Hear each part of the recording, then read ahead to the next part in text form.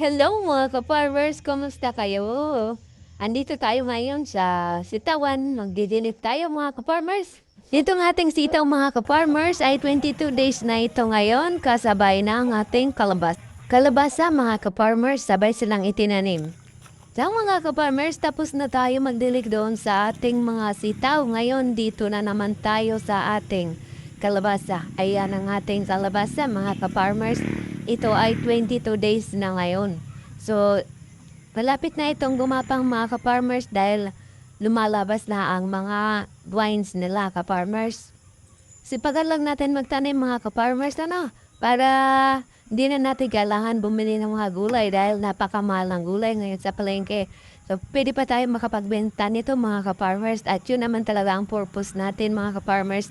Kaya tayo nagtanim ay dahil para mayroon tayong pangbenta.